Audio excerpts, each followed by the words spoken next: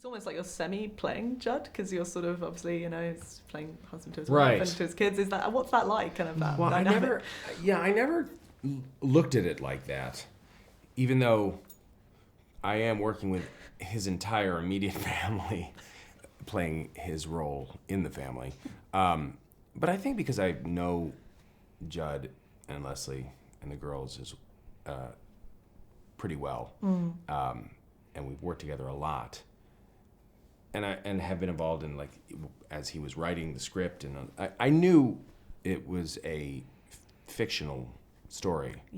Yeah. It wasn't some kind of biopic. So I didn't feel like I had the same kinds of pressure that maybe, say, Daniel Day-Lewis felt when he was playing Abraham Lincoln. Sure. However, Judd wanted me to gain weight because I'm eating cupcakes. He said, "You grow your hair out." And I realized, like, and the way I was dressed in the movie, which he was kind of directed all of that, and I think it was kind of later. I'm like, "Oh, you're even dressing me and making me look like you." Mm-hmm.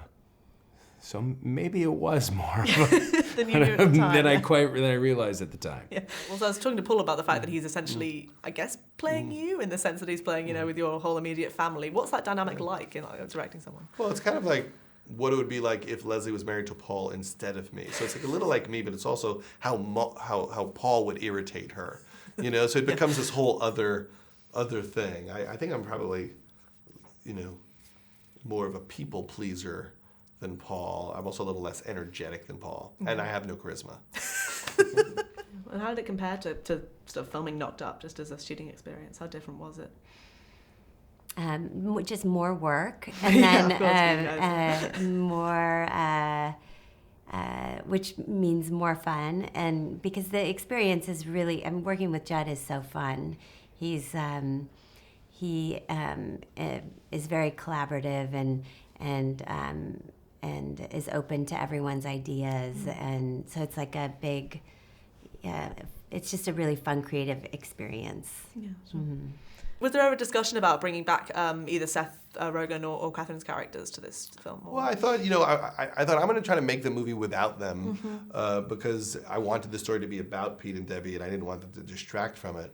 And if the audience is so mad at me for not doing it, I'll try to figure out an adjustment. But the crowd really was deeply involved emotionally in Pete and Debbie's life and thought it was really funny. Yeah. And I thought that was one of the great triumphs of the movie, which is they didn't demand Seth and Catherine in the movie, and there's time to make that movie at another time. I sort of rewatched Knocked Up, and I was actually surprised because I remembered it being more evenly split than it was. I mean, Pete and Debbie are very much sort of they matter a lot. They're supporting characters, and I thought, there's so much more to say about them. I'm just kind of giving you little hints. It's kind of like Seth and Catherine are getting little peeks at what their relationship's like, but you don't fully get it.